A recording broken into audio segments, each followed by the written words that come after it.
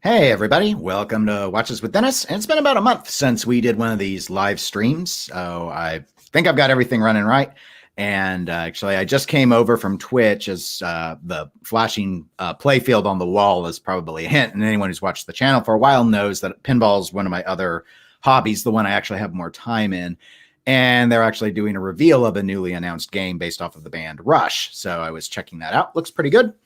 But that's not what this is going to be about. So we'll move on from that. And kind of the other piece of news that I just saw was that Sidney Poitier died. And I wondered if I could tie that into watches in some way, but I did a quick check to see if he was known for wearing any particular watches, and I could not find anything.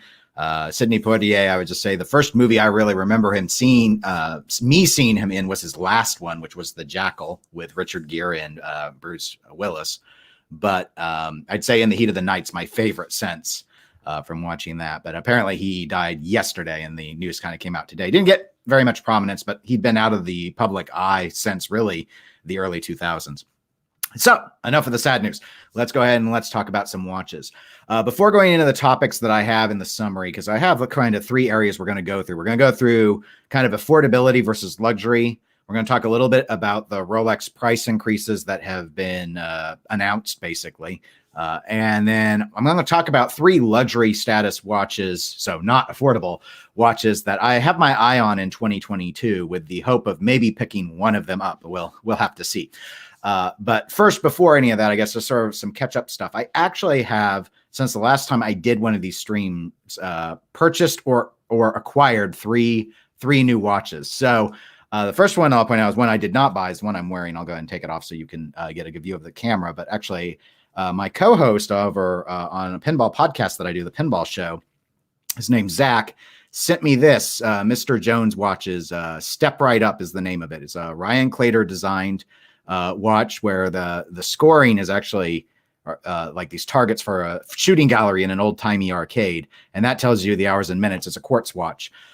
This came out, oh gosh, it was almost 2 years ago, I think, and I knew I knew Ryan Clater, the designer, he's a comic book artist, and he's been involved in pinball for a long time. I knew he was doing a watch. I did not know when it would drop. And when it did, I got up and saw it an hour too late. They only made 100 of these, and they all sold out in that first hour. So I missed out on it, and I put myself on a wait list to get one from Mr. Jones Watches, but they never moved it to the permanent collection. So I never had the opportunity to buy a new one. And I'd kept my eye loosely out for one. I at one point thought I might have a line on getting one from someone who may have bought one and never worn it or anything. And that fell through. So ultimately, I gave up. I gave up on it. But Zach remembered that I mentioned the name of the watch, and somehow he found one and purchased it and sent it to me. So that was very, very nice. And I've been wearing it all week.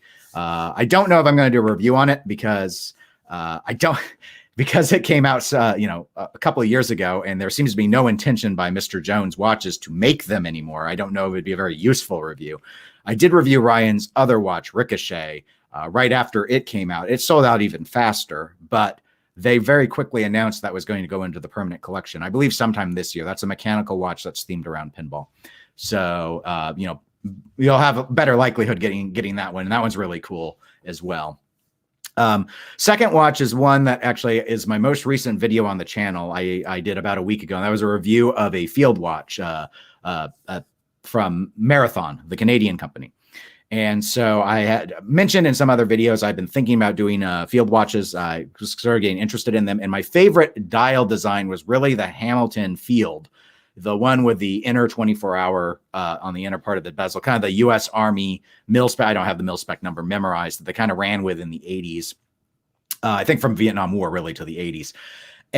But I did not want to get the Hamilton for a couple reasons. One, I've already owned a Hamilton, and it wasn't my best experience with a watch. It wasn't a bad watch ultimately, and it was far more complicated than a field watch would be, but still. The other thing was, seems like anytime anyone talks about a field watch with that dial design, they always say the Hamilton. And that's probably a good thing.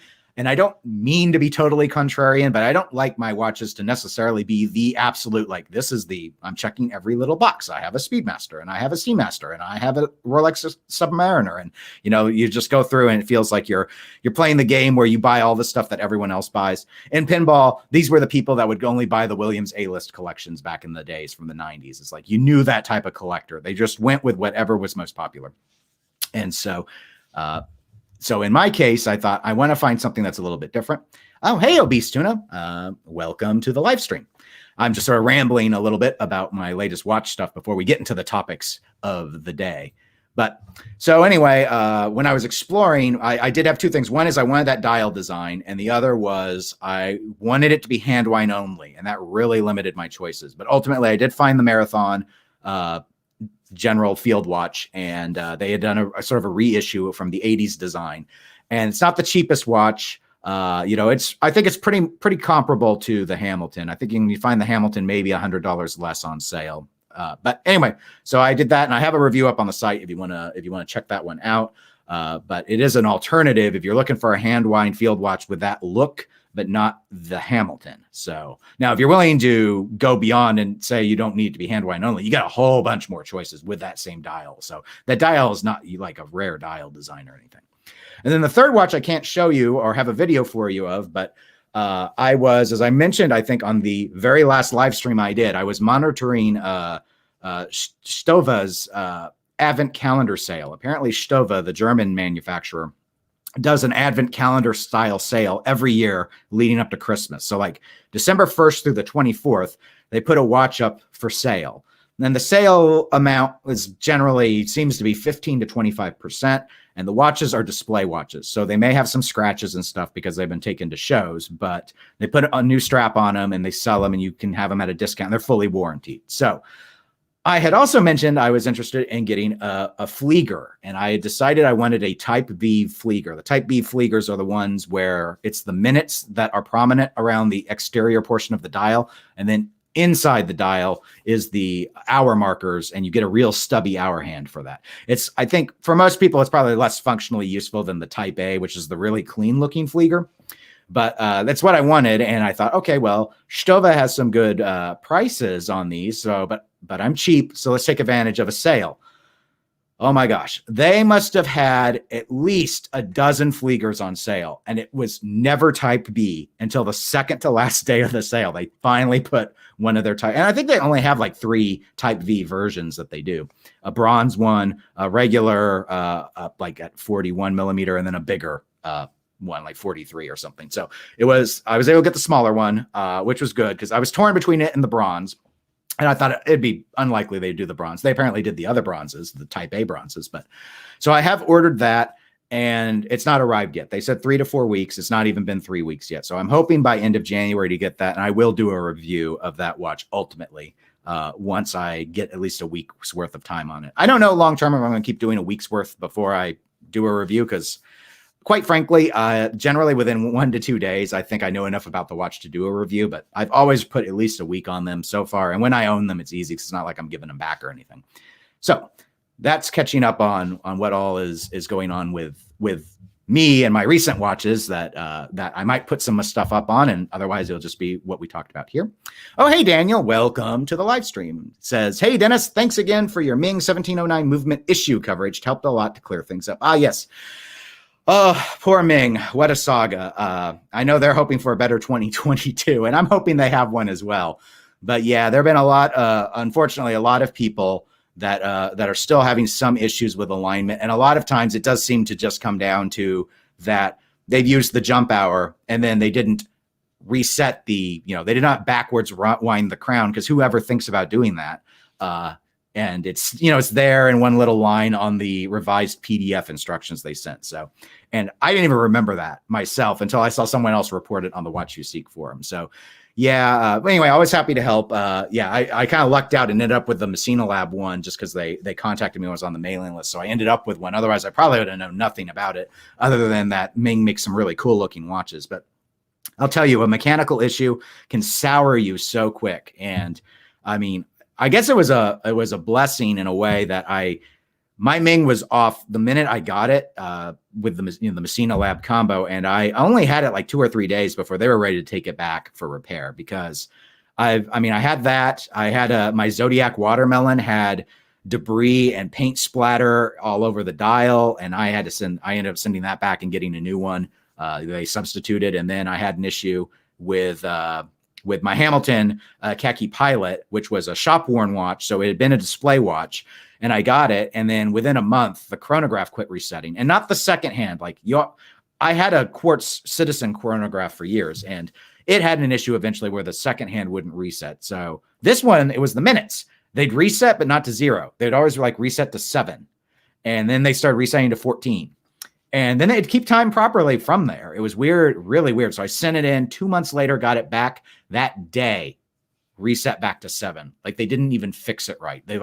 I felt like they opened it up and just moved the little hand. Bloop, there we go. Centered. His problem solved 2 months later.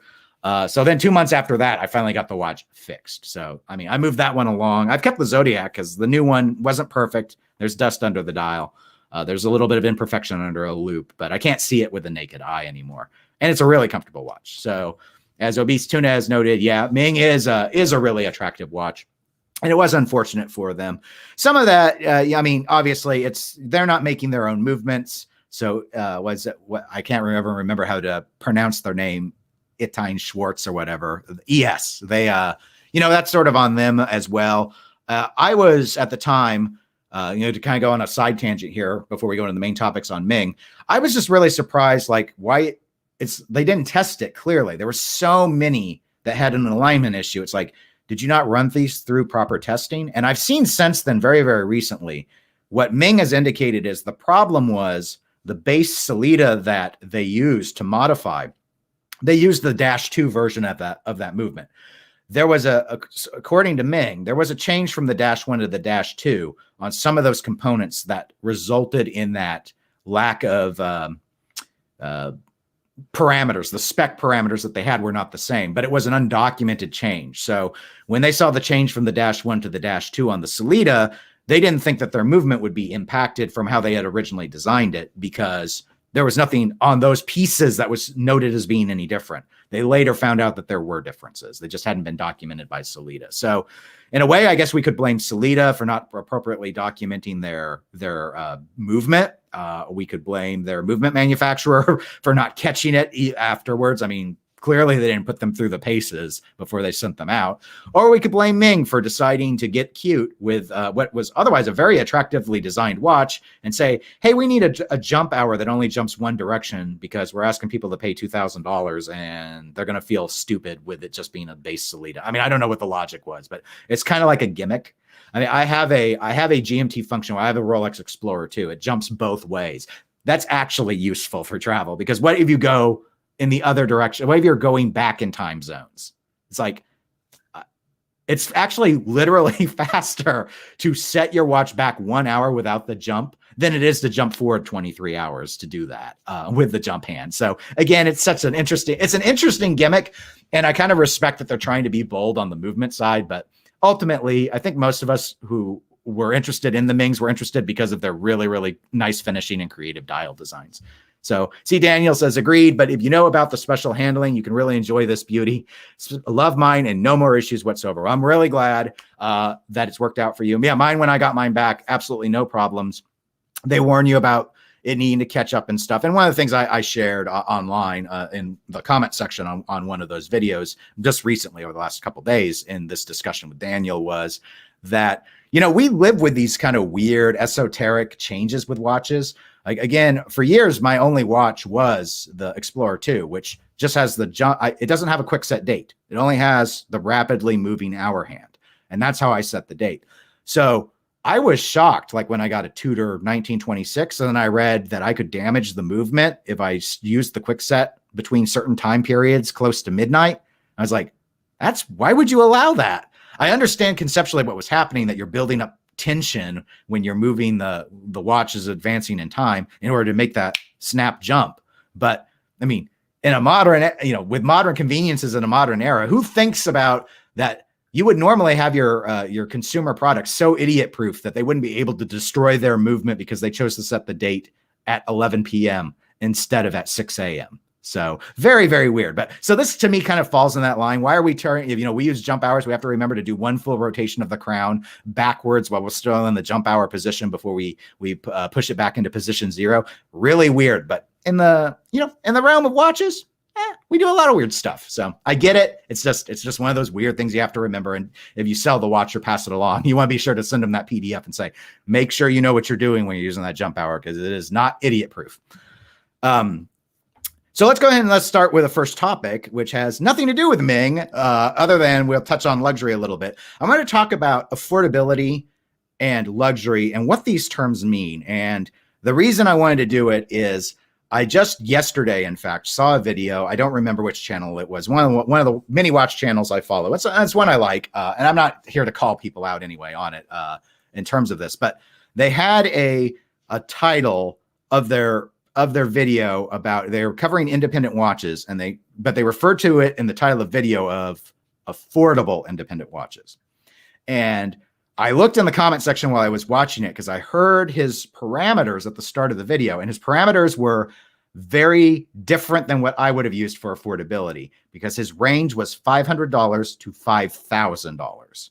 And actually, he had a comment in the comment section. So clearly, he must have had a lot more than I only looked at like 5 of the comments. But he must have had a lot of blowback on that, because he was explaining what he meant by independent and versus a micro brand. And in that realm, most of the pricing is really, really high. So comparably, these were very affordable. And I understand the logic. But ultimately, I think when you use the term affordable, in a way, it's almost like a clickbait sort of thing. And in fact, in this video for this live stream, I used 2 clickbait words. I know exactly what I'm doing too. I used both affordable and I used Rolex.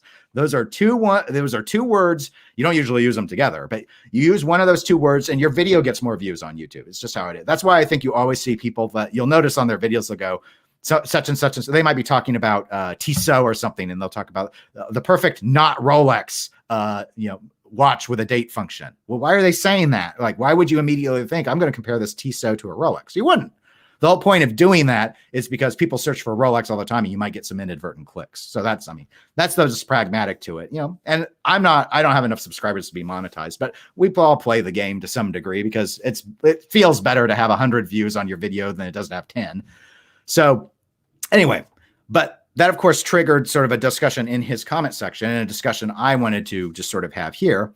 And that was about like how we define these sort of terms. And yes, thank you, Daniel, about honesty. That's always back from my pinball side with my podcasting. It's always just sort of been, do you want to be someone who's a super negative? Or do you want to be someone who shills all the games? Or maybe we should just be honest about them. And if we want to criticize the products, we criticize the products and we don't criticize the people behind them. It's the idea. There's no reason to be a troll about it, but we also can say when things are kind of goofy, and there's just certain things you have to do. People got to pay the bills. I get it. I'd like the channel to be monetized, and I definitely would want more ad revenue than less. So, and obese, actually, it's really interesting. So I've heard that repeatedly about being, when you're on a modest budget, Tissot is a top tier brand to consider. Tissot and Longines are the 2 that I've often heard. And to me, the Tissot designs look better. I've never owned either brand though. So I need to denote that I do not have hands-on experience with a Tissot. Obviously, they've gotten a lot of buzz with that integrated bracelet watch. I forget the name of it. The one that came out in quartz and they put it out is as a mechanical, and both versions are really popular. I got to admit, that's a pretty attractive one. Actually, I think that looks way better than a Royal Oak or a Nautilus. But to be fair, I really dislike how the Nautilus looks. And the Royal Oak has grown on me, but it's not. It's out of my price range anyway, so it's not been something I would never pay that much for that. I would want something else if I had that much money. But anyway, so to me, here's how my breakdown. Everyone's going to have their own. Of course, it's all completely subjective what we mean by these terms. But so for me, let me just actually start with a word I did not put in the title, and that's cheap. And I don't mean cheap in a negative way, but for me, a cheap watch is a watch that is $50 US or less. And the reason I define it that way is I would think nothing essentially of dropping $50 on a watch. Like that's an impulse buy. If it's like one day I was searching and I saw Vostok's and I saw that I could get a Komorderski for $40 some and I bought it. And then, like 6 weeks or 8 weeks later, I finally got it. But it was like, I have no idea if that quirky watch is going to be good or not. And at that price, I don't care. I do not care. That is nothing. That is nothing to me. I could buy a cheap watch a week and be okay.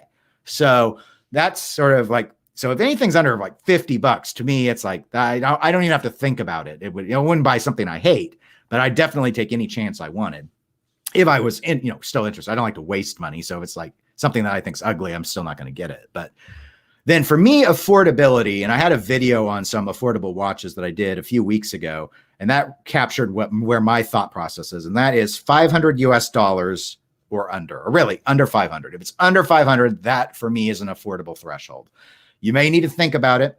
You may need to save on it, but most people, I would speculation, but I think most people who are collecting watches are able to amass $500 for the product. If you're already into watch collecting, even if you're typically buying a bunch of like low-end Casios and Timexes and Vostoks or whatnot, you probably realize over a period of time you've spent $500 on watches. Now, those watches you probably cannot sell and get your $500 back, but getting your money back is a really recent phenomenon. That's a different game. And it's a game I think a lot of people, no one wants to get burned. So we all play it by and large, I think, unless you absolutely know you're buying things you're never going to get rid of.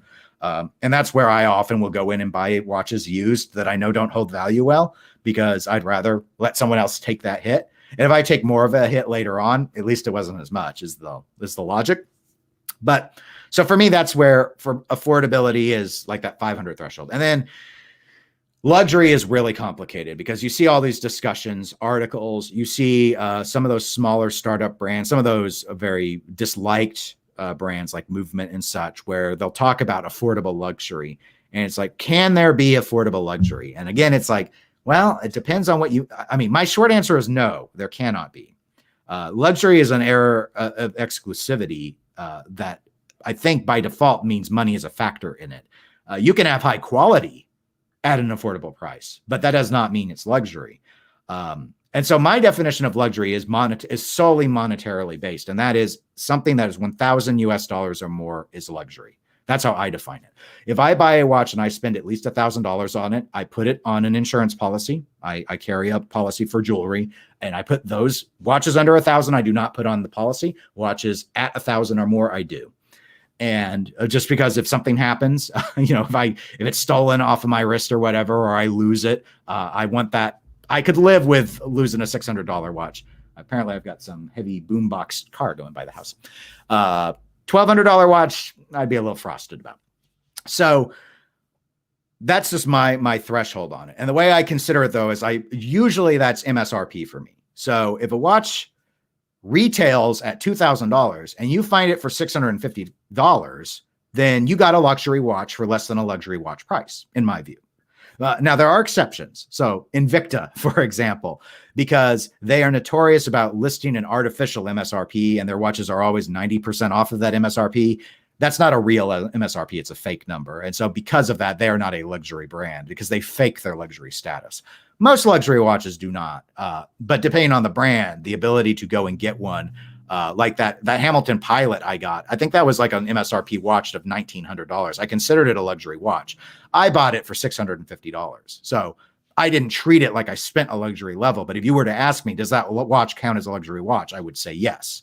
The Stova Type B Flieger that I got, I think retailed for $1,200 US. I got it for $990. So again, I got it under the luxury threshold, but I consider it a luxury watch. Whereas the Hamilton Khaki Field might retail at $600. I don't consider that a luxury watch. And that $500 to $1,000 is like a no man's land. It's not a bad land to explore watches. And I kind of think of that as an enthusiast level. You're clearly committing, and Tissot's kind of in there a lot, I've seen on their watches. You're committing some serious money above $500, but you're not necessarily branching into that luxury status. So to me, saying $5,000 is affordable is an asinine statement, but I'm not making $1 million a year. So of course, to me, $5,000 is a very significant percentage of my income. So that's kind of where I come at it. But everyone's own mileage is going to vary, perhaps based off of your own income. And at some point, you would think in theory, I have to revise these numbers because inflation is going to make it harder and harder to find things at certain dollar amounts. How much longer will we find mechanical watches, even Vostoks, under $50? You think eventually just because of inflation, it has to get pushed up at some point, right?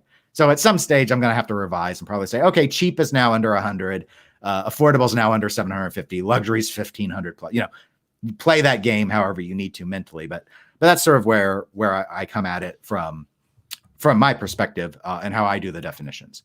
See, Daniel has noted, in terms of Swiss watches, Tissot and Hamilton have a great selection for good prices, especially on the gray and used market. And I've definitely seen Hamilton's really flood that gray market. And I'm not quite sure why, because they're deeply popular watches. I think they just make a lot of them is the reason. And by and large, their quality is really well respected. I should note, part of the issue with that Pilot watch, because it was a chronograph, is push comes to shove, my biggest thing wasn't even dealing with the repairs. It was that Valjoux rotor wobble thing that they have on that, because they use the H31 movement, but that's just a tweaked Valjoux, and it was just, I just couldn't stand it. I don't like rotor wobble. I don't like rotor wobble very much, and by very much I mean I hate it. But I can live with a certain amount of it. That one was too. It felt like the watch was going to fly off my hand. I know some people actually love rotor wobble though. It makes them remember that the watch is there, doing stuff, working for the man. It's weird. To me, it's weird. So let's move to the second topic, and that's Rolex. We got to talk about Rolex. Remember, I had to plug in the draw to get everyone to watch. So here's a piece over from Hype Beast. I have a link in the show notes, so you can probably see it on the screen share up at the top as well. But okay, so this is some news that was coming out, I believe, out of Europe. I haven't heard it out of the US yet, but it's expected to basically be imminent at this stage, and that is price increases for 2022 from Rolex. Now, I don't think this is particularly surprising. I already saw, I believe, Marathon note that they were raising their prices as of January 1st. I know Stova noted while their Advent sale was going on, hey, besides the Advent sale, bear in mind, we're raising all of our prices as of January 1. So if you want a Stova watch, you want to save money, buy it before the end of December and get the order in. So clearly companies do that sort of thing. Again, over on the pinball side, we've been seeing pretty significant price increases on those machines as well. Everything's a struggle right now. Even though we're so much better off in managing the pandemic with the vaccines than we were in 2020, there's still issues with being able to get shipping containers, and certain supplies have been, like lumber for a while was really, really tight. Obviously, lumber doesn't really impact watches very much, but there's still been a struggle in a lot of ways to be able to do things. So it's not surprising that we would see price increases, because we're seeing a lot of inflation, more so than we saw over the last, say, 10 years. So as you can see in this article, Rolex, they've done some fairly hefty price increases based off of what was coming in out of Europe. And it kind of depends. So we're not focusing on like their Cellinis or their gold day dates and things like that. We're talking like the most popular stuff, which this article really broke down into, and I could probably zoom this in a little bit so you can better see it. So they kind of broke it into two selections. There's the classic watches, and then there's the professional watches. And for those that aren't familiar with it, the professional watches, those are like that's the hotness. That's the Daytona. That's the GMT Master 2. That's the Submariner. I'm assuming normally that also includes things like the Yacht Master and the Explorer and the Explorer 2 and such, though they're not specifically named in this.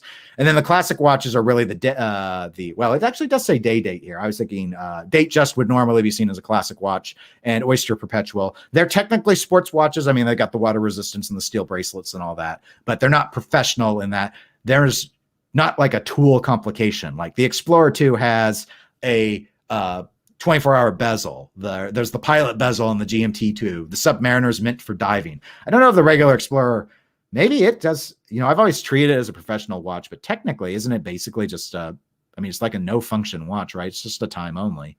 I don't know. I've never owned an Explorer. But anyway, so price increases on the classic watch line has been coming in about 3.4%, which I don't think is particularly shocking or egregious. What is catching people's minds is, and you can see it kind of in this last line that I'll highlight about the Submariner, was this over $800 increase, which was over 10% of an MSRP spike on that watch. And what I've seen on a couple other places is supposedly that a 10 to 12% price increase seems to be pretty consistent on all the professional watches, just already in effect. That is a lot. That's a really big spike on an already arguably overpriced watch. So Daniel notes he just checked the Rolex prices in Germany and can confirm the price increase was a range from 4% to 10+%, even in euros. So 5,200 to 5,400 euros for an Oyster Perpetual 36, and 8,350 euros to 9,400 euros for a Submariner with date. So thank you for that, Daniel. I really do appreciate it, because this didn't have very many examples in this piece that I went ahead and threw the link in on. So I mean, so what does this mean overall? Obviously, from a retail perspective, let's start with that. So this is the obvious one. I think all of you know. So from a retail perspective, this means nothing. And the reason why is this is still so much less than what these go for on the gray market. It's still a deal to go and get a watch from an AD. So yeah, even if it's a 14% increase on a Submariner, for example, it's still so much, it's thousands of dollars less than it would be on the gray market. So it's still like a no-brainer. If you can buy from an AD, go ahead and buy from an AD. Your watch is going to be worth more money the moment you take it out of the store, not how normal products work. So in that regard, this is Rolex basically, regardless of the reasons for this. I don't think this is all materials and cost of the pandemic and inflation. I think this is a little bit of like price gouging. And gouging is really not the right word, though. It's they see what the secondhand market is doing, and they're closing some of that gap. And again, on the pinball side of my hobbies, we see that as well. Secondhand market got ridiculous on games. And so now the manufacturers are selling games for more and more dollars, well above inflation, because they're trying to close that, because it doesn't make any sense to allow you to have a product. Like last year I looked, and you can get a no date sub for like $8,100 US from an AD, and the grays were selling it for $14,000. So it's like you buy them and make money instantly. It's and from Rolex's perspective, why, if the market says that watch is $14,000, are you only selling it for $8,100, sort of thing? Now, do I think this has an impact on the gray market? And my answer is no. I don't think we see a price increase on the gray market, at least not immediately. There are two reasons for that. The first is, normally when we talk about the elasticity of economic scales, it's a question of need and desire. The thing is that in terms of the supply side of the equation, and normally you'd factor in all your supply side costs, and you determine how much it is of a product you make, and then you set your profit level, and then you set your price. The gray markets currently have a whole bunch of watches that they bought in 2021 before these price increases. So in that regard, this price increase has no immediate impact on their existing inventory. This is only going to have an impact moving forward as they need to acquire more watches that were purchased in 2022. So they have a whole bunch of stock that this price increase wasn't around for. So it's moot. It has no direct impact.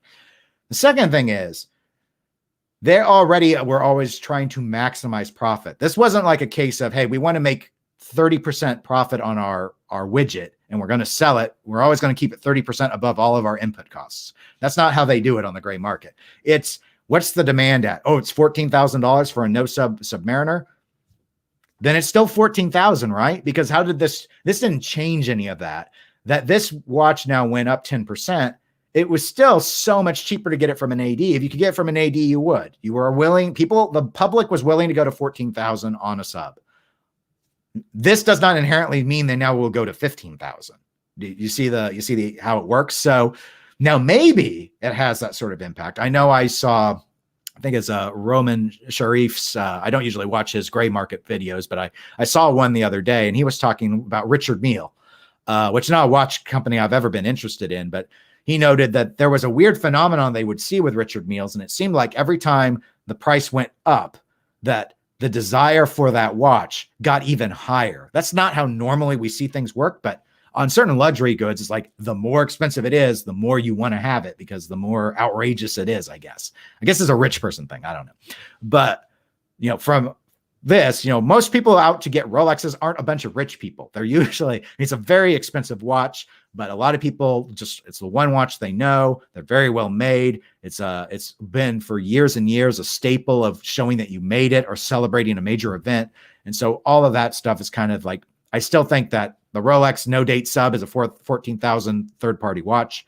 And I don't think this price spike really impacts the gray market. So maybe as they have to start taking on 2022 products, we might see it tick up.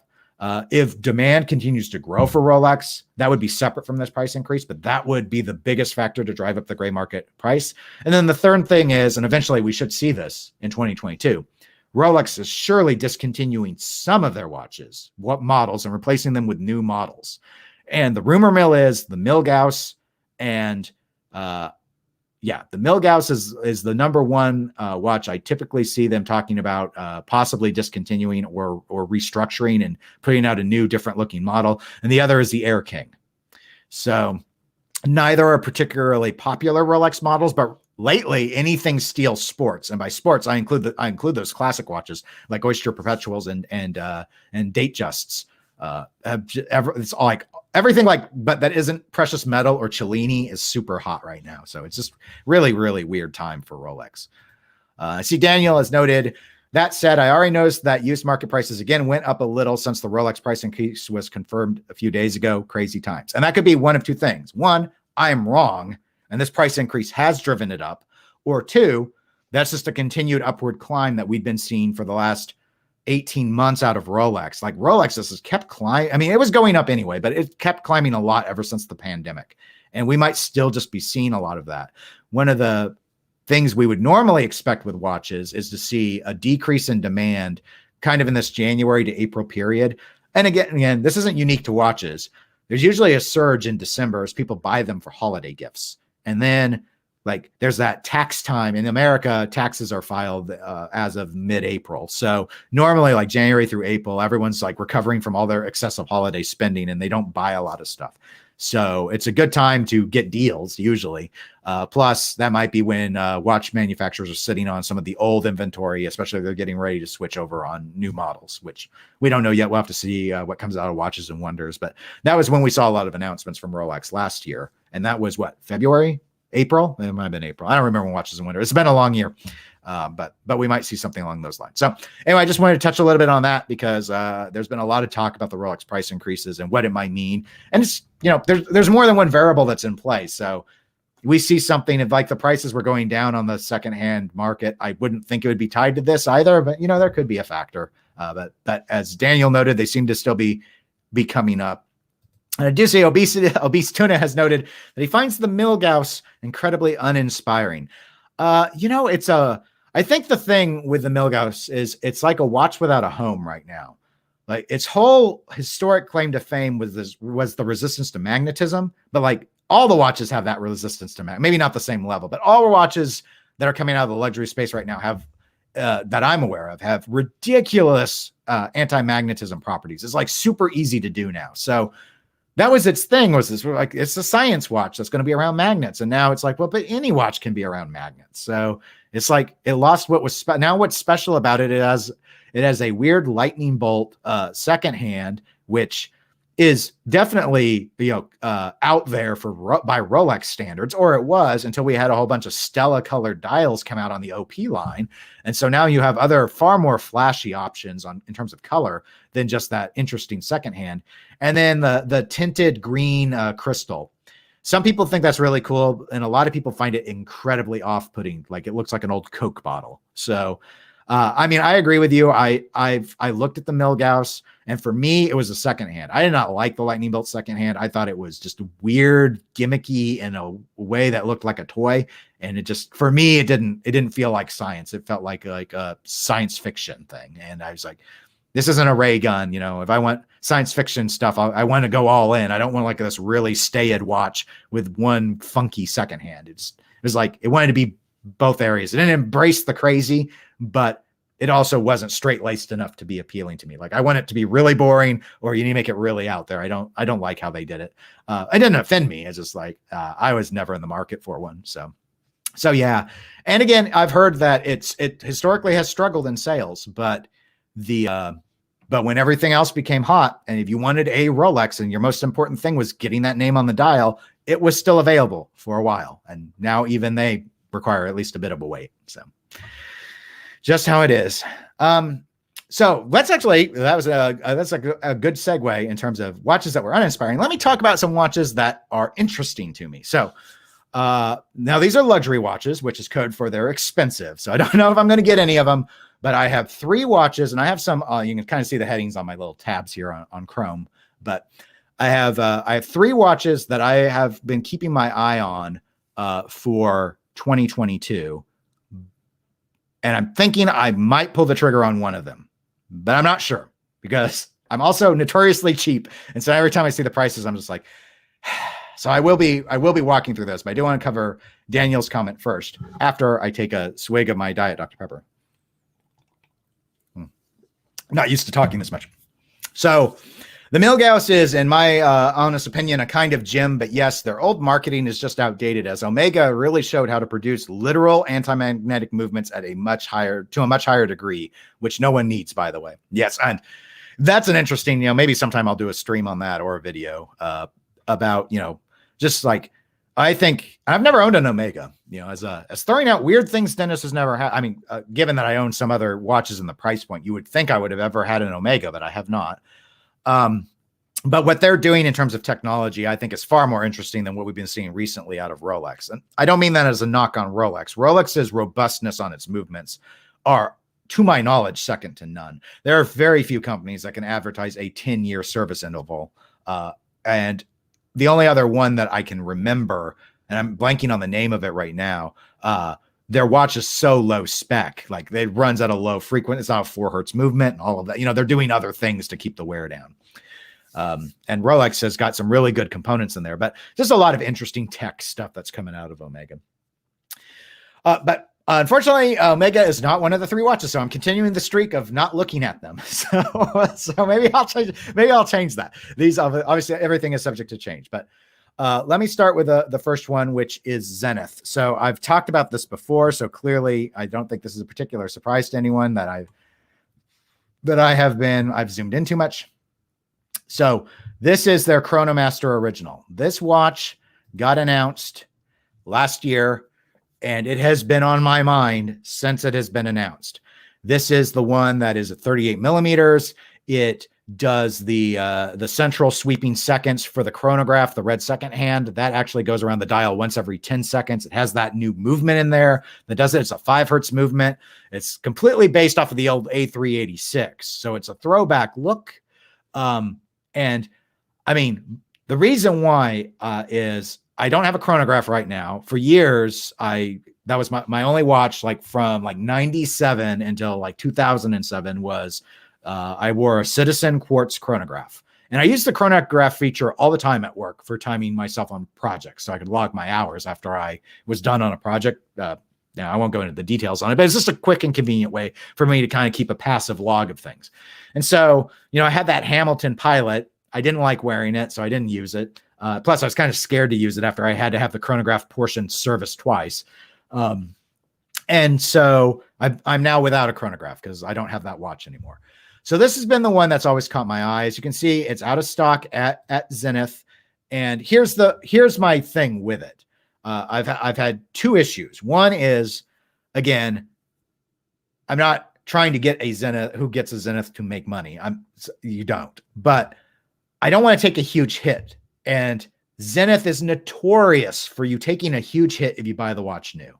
So I'd either need a really significant discount on it new, or I don't know if I can bring myself to buy it. The problem is I'm wondering if I'm wrong about that with this model, because this model has been in short supply since it's come out. It seems to be really popular with people. So the question is, will they ever catch up on supply with it? Like we saw with Tudor, you'd see Black Bay 58 variants coming out left and right. They were in short supply for a few months, and then they'd catch up, and then they were plentiful, and then you can probably find them for cheaper on Joma Shop or get a used one.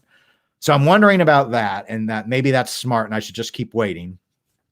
So that's the main thing on it that makes me a little suspicious. The other thing is, I think with the proportions and look, it's different enough, but obviously when you go with like an A386 look or the Zenith Sport or stuff, it's got this kind of Daytona vibe. And okay, the Zenith may have had this design first, but yeah, it looks like a Daytona, and I'm not overly bothered. Like people are going to say, why'd you buy a homage? Because anyone who knows Zenith would know it's not a homage. And honestly, I don't really buy watches based off of what other people think about them. But I'm a little bothered that it looks like a Daytona, because I've never, at least not for a decade, been interested in the Daytona. And this actually isn't my favorite shape. I'm really more drawn to the movement. So I have an alternative I want to show you all. Here is the one that I was actually really interested in before that watch came out. So this was the A385 Revival watch. This uses the older movement. So my biggest complaint about this was that center seconds hand does not sweep around once every 10 seconds in that really cool fashion. It goes around once a minute like we typically associate with chronographs. However, it had a few other things that really appealed to me. One is the smoke style dial here. This watch is so 70s in a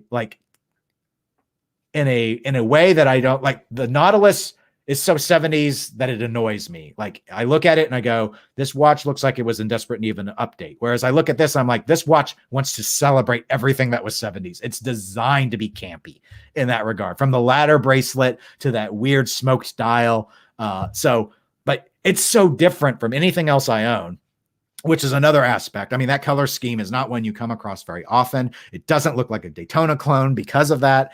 I've never historically been a big fan of Zenith and the tricolor dials. I actually like these okay. And it's grown on me over time. They have some other ones where the colors are more extreme in their differences, and it kind of annoys me. I don't know. It's like, to me, it's not clashing, but it just, I don't know. It calls attention in a weird way to my eye. It draws my eye in a way I don't like. This went with all white on the subdials, which I like that. And then we've got everything else is pretty much the same, but we got a cushion case. And I've always found cushion cases really interesting. I've been drawn to getting a cushion case watch. I almost got a cushion case Zodiac, like one of the Sea Dragons, and I ended up not doing it because I saw a different watch instead that appealed to me. So I've never pulled the trigger on a cushion case. So now here's the thing. When this watch came out, it was just like that A386. It was out of stock on this site. You couldn't find it anywhere new. There weren't very many up on Chrono 24. Now, this thing on the bracelet is at Joma Shop for 30% off retail. So it's like under $6,000. So I could get this way less than this $8,400 list price, new, unworn. But that also makes me think that this Chronomaster original, maybe sometime this year, is going to have the same thing happen. That I'm wrong to think that it won't end up being deeply discounted like everything in the Rolex and the Zenith catalog has always had happen. I'm just not been patient enough yet. So that's kind of where I'm standing with that watch, but I want to throw that out there. So that's been the chronograph, luxury chronograph I've kind of had on my mind since last year. It's really been, I've looked at some of the Breitling chronographs, because I think a few are visually attractive, but I generally don't like their dial. I like their chronograph technology in some ways better than Zenith, but I don't like their dial looks as much. And I've had some people actually say, "Hey, Dennis, why don't you actually consider the Omega Speedmaster?" And I just, unless it was like the Snoopy one, because it's got the cool little Snoopy on it, the Speedmaster does not do anything for me. I don't know why exactly it is. I know a little bit why. It's not an ugly watch, but I'm not drawn to it like everyone else. Like everyone's a space fanatic and loves it. And I think space is cool, but for whatever reason, the Speedmaster, I've always been more interested in the Seamaster line from Omega than the Speedmaster. So I don't know. Their chrono just does not appeal to me. Daniel has done some cheating, I see. Unfortunately, I have to leave now. I'm sorry for cheating, but I already noticed you open tabs, and I have to urge you to get the Panomanic Lunar in 2022. End of stream. Thanks, and see you soon. So yes. Thank you for that comment. Unfortunately, that is later on, and you won't be here to hear it. But I do want to touch on that one because that one's been on my mind for a while. And Comic 678 is. Oh wait.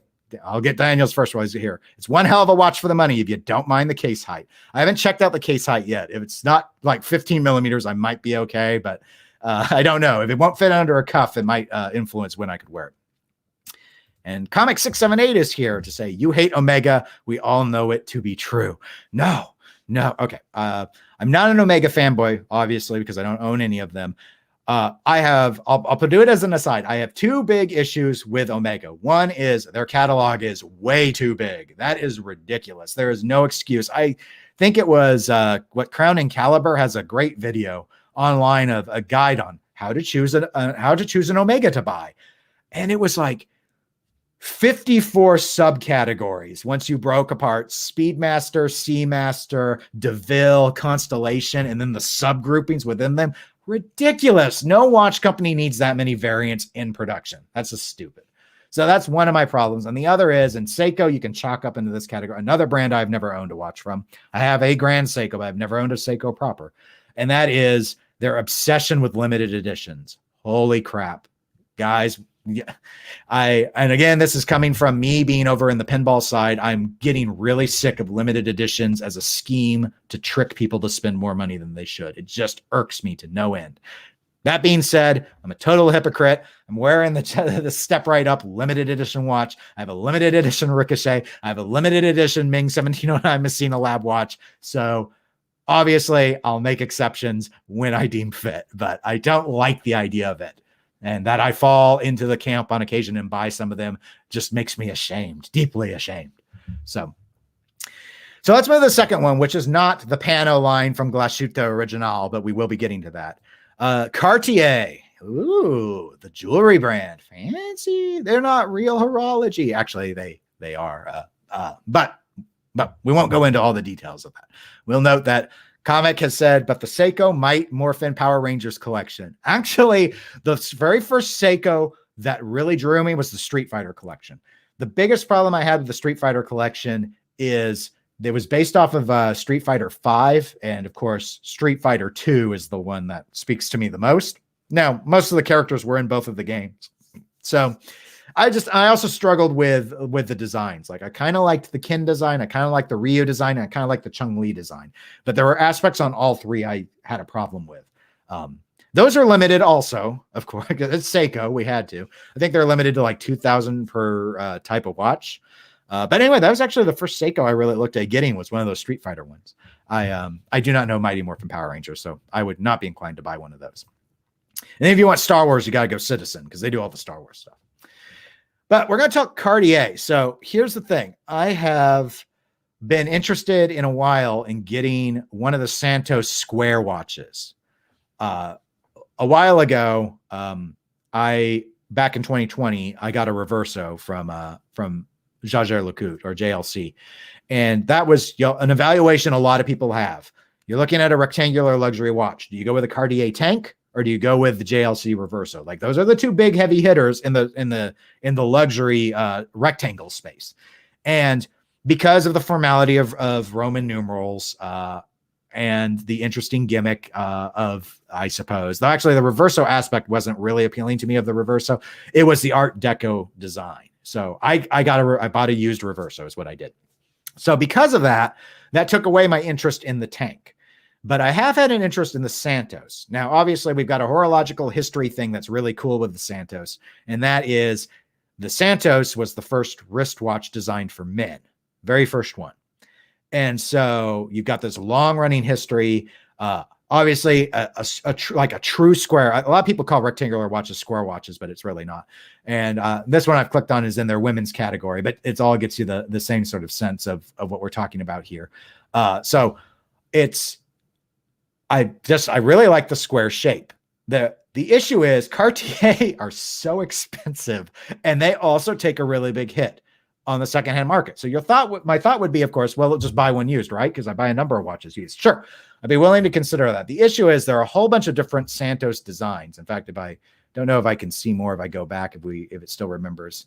I clicked from the men watches section. So, okay. So you see, like we got Santos Dumont ones here that all have that sort of exterior sapphire winding point. Then you've got some of these that I don't like the lug crown guard, not lug, sorry, the crown guards here, but the Santos de Cartier. The other thing though is that these dates, you see the date windows at the 6. I don't really like the date windows. That's why I clicked on a Dumont. I like the cleaner look of the no date, though they integrate the dates pretty well. But you see, they have a variety they've done, and they've had a variety over the years. Here's my issue with the Santos Dumont. So last year, as part of Watches and Wonders, they announced a whole bunch of new tanks, and one of those was a solar-powered quartz tank that looked just kind of like the old traditional tank. I thought it looked really cool.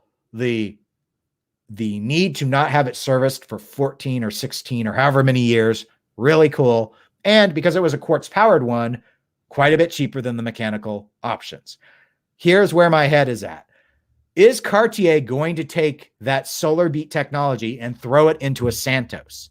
And if so, could they possibly be doing that this year? Because if so, I'm thinking I should just go ahead and wait and see if I want that. Because if they do it, it's going to be cheaper than these like here, we're $6,150 for a mechanical hand wound extra large Santos Dumont watch. Okay. What was the Cartier tank solar was under 3,000 new. I think it was under 2. So if they're going to solarify this, no second hand. So who cares about this, the tick of the quartz? Like this does only 2 hands here, or this mechanical. So to me, my biggest issue with quartz has always been, I don't like the frequent battery changes. Quite frankly, I've changed so many quartz batteries now. I think I've done over 24 watches. I just do it at this point. I've got like 5 different quartz types of batteries in my cabinet. So my gripe is no longer really in play because I just do it myself instead of taking it to a jeweler. But I really like the idea of, like, that's my thing with I have a solar powered G-Shock.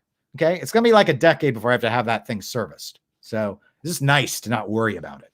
So that's been the draw that I've felt, is that I should not even, I'm not buying a Cartier Santos new. So, but rather than buy one used, I'm thinking maybe I should hold out and see if they're going to do the solar technology. That's kind of where I'm at. So I see Obese has posted a couple of things. One is that he has a Cartier Must 21. It's only quartz, but it's an interesting design. Yeah. And, there was a lot of attention on those new Must Cartiers that came out in 2021 as well. There was the Solar Beat one, which is the really staid, traditional looking one. It looks just like a regular tank to me. And then they had the really colorful ones, which really throw back to the Must Cartier, which I thought looked really cool. Cartier did a couple of things besides doing quartz. They also, in the historic ones, the Must Cartiers, those are, I believe, silver watches that are plated in gold rather than making the whole case out of gold. That was another way they helped keep the costs down, but still, made them look gold because there was real gold on them. I see Tuna has also asked, have they ever done a Quartz Santos? Yes, they have. In fact, we look in this list. They currently, here's a small model quartz movement, steel on leather, $3,800 that they have in their women's watch section. So yeah, they do. They've done them in quartz. So that's why I was thinking maybe they do a solar beat. I don't know. That's a total guess. Here's the thing though. There was a lot of interest in the solar technology, and Cartier said they spent years developing it. They have to use it in more than just one silly little tank, right? That's all. It's only one model right now. I don't think it came in different sizes. Maybe they did a small and a medium. I don't remember, but it's like, they got to do it in more than that to recoup the R&D. They got to do it in more than just the tank. In my mind, that's where my head's at. So that's the Cartier. And we got one more. Daniel had to head out, but he already cheated and looked ahead and saw this. So let's talk about Panomanics. I thought I clicked on this one, but apparently I had not. This was actually the first one. So Glashütte Original. This is a German manufacturer. And the thing that I have been attracted to for a long time is I have really wanted a nicely done asymmetrical dial. There are very few manufacturers that play in the asymmetrical space, and most of them only do it at the luxury level. I have seen a couple of watches. In fact, I think I saw one with an asymmetrical design that even MSRP'd under $1,000, but I did not like the design. Union Glashütte, another German manufacturer. Glashütte is a town. And there's a lot of German watch manufacturers in Glashütte. So Union Glashütte, which is under the Swatch brand, they have done a few asymmetrical designs. I think they're usually billed as large second designs. I've not really cared for the layout though. And part of the thing I want is I really like it when it's incorporated with the big date. So here you go. Here is a Glashütte Original. This is the Panomatic Lunar. Their Pano line or the asymmetrical line. So I've been torn on this between two versions of it, but I'm torn in another way as well. So here's the Panomatic Lunar. You can see we've got the main hours and minutes here in the kind of, what do we want to loosely call it, 11 o'clock position.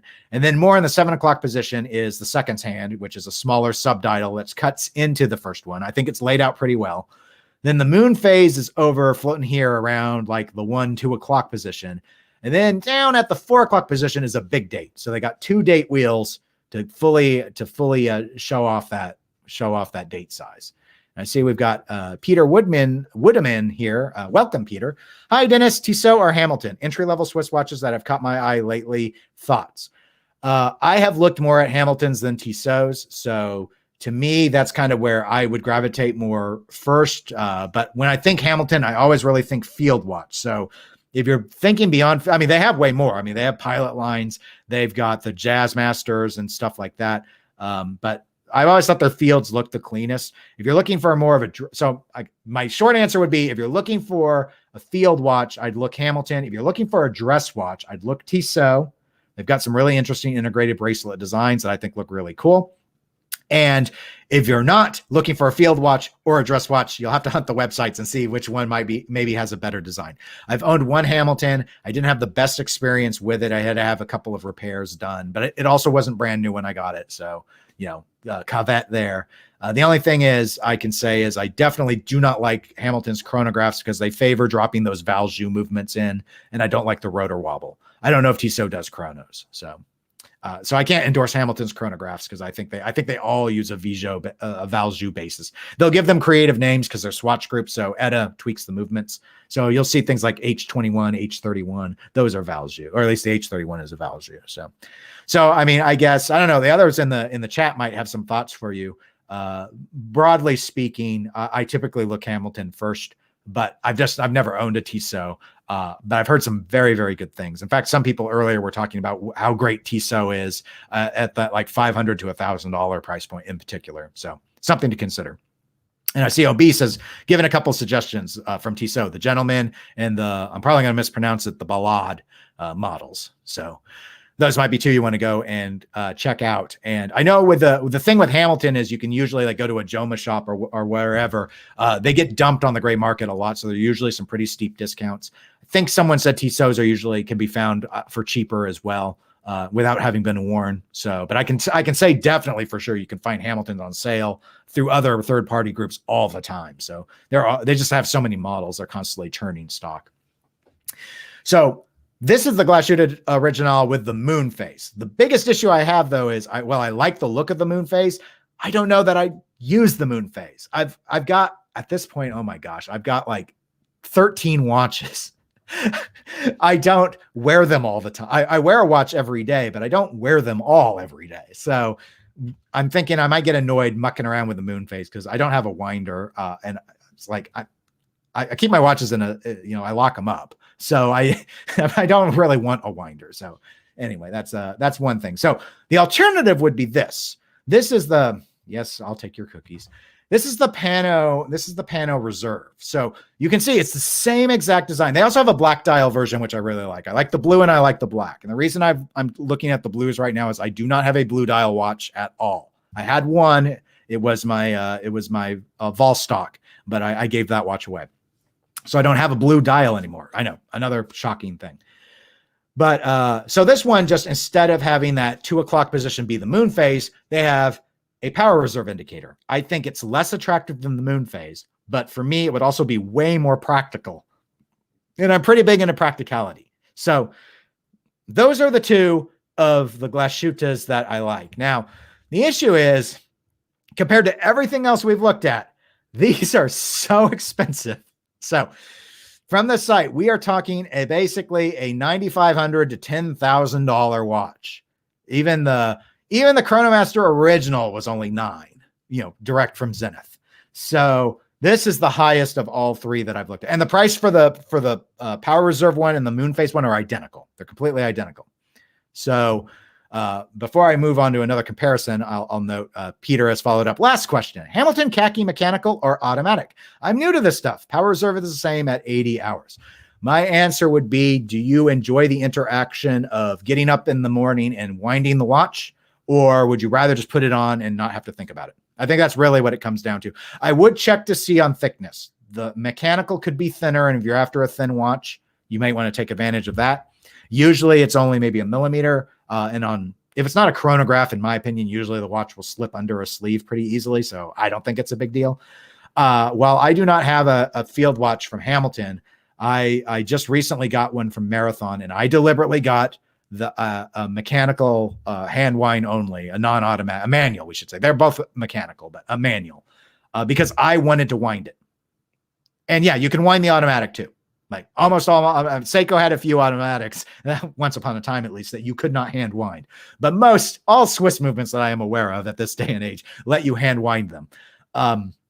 So yeah, it's just a question of the interaction, and maybe take a look at the thickness. So if you're wanting as thin as possible, look at the specs and see, is it thinner for the manual? It may be, but for a field watch, because it didn't have a date function, I was just like, I don't need it. Most of my watches are automatic, and I like them being automatic. And in fairness, at least twice I forgot that I was wearing a hand wind only watch when I was wearing my Marathon, and halfway through the day I was like, oh shoot, I did not wind this. And so I had to go and wind it after the fact, which I didn't run out of time or anything. And it does not have an 80-hour power reserve. It only had a guaranteed power reserve at 36. But that would be it. It's just a question of like, how do you want to engage with the watch? I think it's kind of fun to sit there and hand wind them. And I only had one hand wind watch when I got it. So I have two. Out of my 13 watches, I have two that are hand wind only. So by and large, I usually go with automatics, but and I see Obese has said the Powermatic movements are used pretty much across the board at Swatch. Okay. Yeah, I just remember some people talk about the old SKX days with the Seikos, and I've never had one of those, so it was sort of above my pay grade sort of stuff, but I know it's something some people used to. I was very confused when I saw someone explain on a review video a watch that you had to shake it to get it to go again because it didn't have a hand wind. I was like, I had no idea they would ever make a watch that you couldn't hand wind, but apparently they did. So there you go. Here's the other thing I have besides this almost $10,000 price point. Now I've seen these watches on Chrono 24 trading about $1,000 to $1,500 less. So we're talking like $8,000, $8,500. That is it's a lot. I've never paid that. I've never paid really remotely that much for a watch. I mean, thousands of dollars less has been the most I paid for a watch. So that would be quite a bit for me. The other thing is, I talked earlier about how the Chronomaster original from Zenith, unfortunately, looks a lot like a Daytona. And so it kind of feels like an homage to a Daytona, even though it's not, I'm laughing because I see Obese's do the Seiko shuffle. And I'm just thinking of Goonies, but instead of Chunk just shaking his belly, he had to just hold all these Seikos and shake them around. He'd probably have done it. They'd have made him. They bullied that poor kid. So, because as jumping back here, you can see why people see this, and there are differences, and Zenith has others that look more like a Daytona than this, but you can see how people could look at this and go, gosh, that looks a lot like a Daytona. And yeah, it's based off of a really old watch from 69. So Zenith has its own heritage. This is its own look on asymmetry, but who else is in Glashütte? A Langenzona, like the company that deserves to be in the Holy Trinity, but they can't be because they're German. The Longa one. Now, this is as near to a Grail watch as I have. A Langenzona is my favorite watch manufacturer for dress watches, bar none. The Lange one is my favorite line that they've got. They have a grand version, which is 2 millimeters more, I think, in diameter. So this runs about like a 37.30. It's like a 37.5 millimeter watch, though. So I think the regular Longa would be ideal for me. And you can look at the dial comparisons. We'll do the power reserve comparison. So blah, blah, blah, blah. So you see the difference is I even picked the same colors. So pretty similar shade of blue. The big date has been moved from the 4 o'clock position on the Glashütte to the 2 o'clock position on the Langenzona. The power reserve indicator is at the 3 o'clock on the Langenzona, whereas it's kind of in that same place, sort of starting at the 1 o'clock down into the 3 o'clock and the weird placement that Glashütte ran with. And then the small seconds runs over here at the 4:30 instead of being dropped down directly beneath the main hour-minute dial, which is off on the left on both versions of the watch. Now, this one, overall, I like more. I think the power reserve looks better not being vertical like this. This doesn't look bad. I think they laid it out really well. And they clearly laid it out their own way. I also actually prefer the Roman numerals and not having it. The small seconds does cut into this dial, the larger time dial, a little bit, but not like this, where it's like, here, we're going to take up half of it. Not literally half, but it feels like it. So I've always loved the Lange one and the various variants of the Lange one. Of course, here's the problem with the Lange one. It's a $40,000 watch. So it's not like I would get the Glashütte original or the Lange. Okay. I've seen these used for 20 some thousand. So again, it's not a good comparison. You could almost buy 3 used Glashütte original Pano watches for one Lange one used. So but again, if you put it on and a watch person might go, oh, you wanted a Lange, but you were too poor. And the answer is, yeah, I am. But I don't know.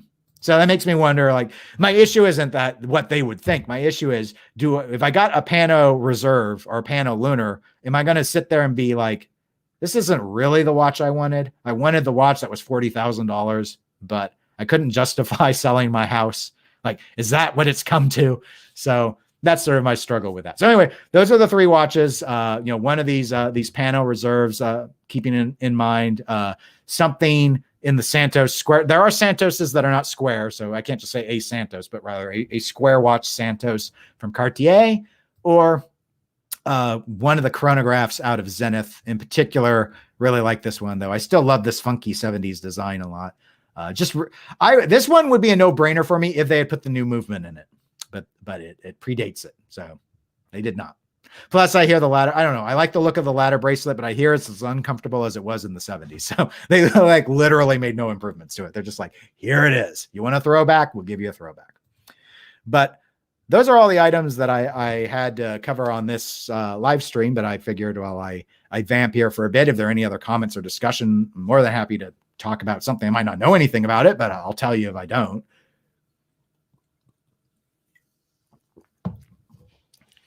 Yeah, in terms of kind of throwing back to a little bit of like what weird watches has Dennis never owned, sort of thing. I shouldn't say weird, because obviously money is always a limitation, but there are a lot of people that are in the hobby that have experienced watch brands that I haven't, and I have quite a range of watches. I mean, I've ranged from Vostok all the way up to, value-wise, Rolex would be the most, though. The most I ever paid for a watch was that Reverso, actually, because my Rolexes I got before what happened currently. So Omega, as I noted, I've never owned an Omega. I've never owned a Seiko. That's probably the one that shocks the most people, because there are tons, especially on YouTube. Have you ever noticed there's some people, they'll do like a state of their collection and it's like 30 Seikos, and I get it and I don't get it. Like, I've seen other people that they latch on and they only own one company, but I've only ever seen it with 2 brands, Seiko and Rolex. And in both cases, I get confused. I get it more from the Rolex people, because at least they can argue that their watch collection is getting more valuable. So they might be doing it for like an investment strategy. Whereas Seiko's generally, I mean, to be fair, the SKXs are worth more now than they used to be because they were discontinued. But by and large, a Seiko, you'd sell it used for less than you would new, like you would with most watches. But never had one of those. Never had an Orient. Never had a Tissot. Never had a Longines. I've never had any of these 3 brands I discussed. Cartier, Glashütte. Glashütte does have much cheaper watches than the Pano line. Never had one of those. Never had a Zenith. Never had a Breitling. See, Comic has thrown out a discussion thing. Let's talk about proper fit with a bracelet. Yes. Well, the short answer is the sloppy one, and that is whatever is comfortable for you. My general rule is, when it comes to bracelets, so metal bracelets in particular, they can be a little bit trickier to size. So I like a metal bracelet that allows a little bit of wiggle. Like, I don't want to take off the metal bracelet and see the marks of the bracelet on my wrist. Bracelet is way too loose if the watch can spin on your wrist. And in fact, my Rolex Explorer 2, at one point, depending on, like, if I lost 5 pounds, it could start to slip. I actually had it too loose. I finally took another link out and it was a much better fit, but I do like it to have a little bit of wiggle. When I'm talking like straps, I'm willing to I'm willing to be a little bit tighter, but in my view, I should be able to move the watch. You can have it much tighter, including where it readily leaves a mark on your wrist. I think it's way too tight if the skin's bulging out. And some people like it like that. I've seen some people say they cannot stand the watch to move at all. They do not want to feel it move. Clearly they want to feel it choke the life out of their hand, but that is their choice. So it's like that. Basically, I think it's got to be able to still have circulation in your hand, and the watch dial should not be able to move from the back of the wrist to the front of the wrist. Anything in between that, probably fine. Beast Tuna says, I once owned a 1977 Omega Speedmaster digital watch. Quite rare these days. I didn't even know that existed. You know, there was a time you could get oyster quartz for the oyster quartz designs that Rolex did pretty cheap because they were quartz. And now even those have become collectible. Very, very strange. Some of those classic quartz watches I found pretty curious. But yeah, obviously some of them are really, really difficult to get. I bought a watch. Unfortunately, it had a weird shaped crystal that was cracked. It was a square crystal. I could not find a substitute size, and I decided I'm not going to teach myself how to cut crystals. But it had a quartz movement that actually had 7 jewels in it. And I've changed now, about 2 dozen, I guess. I've opened up about 2 dozen quartz watches. It's the first one that had more than 1 jewel. Most of the ones I've done. Someone else gave me a bunch of watches and asked me to do their batteries. Every single one of theirs was a 0 jewel movement. This watch, I can't remember what movement's in it. I should have written it down. It was such a pain to get the back was so hard to get on because it's got a gasket for water sealing. I actually had to lay a stick of wood on top of it to get even pressure because I don't have a press. Normally I've been able to snap watches back together, but I could not do it with my thumbs on this watch. Anyway, I don't remember. I assume it's a Ronda movement because Mr. Jones watches tends to use Rondas, but it is a 1 jewel. I did see it say 1 jewel when I opened it up to see what type of battery it used, which I think I wrote down somewhere, and then I lost the sheet of paper because I'm brilliant. All I know is it's not the 3777 battery that I usually use for watches. And yes, comic, no hula hooping the wrist.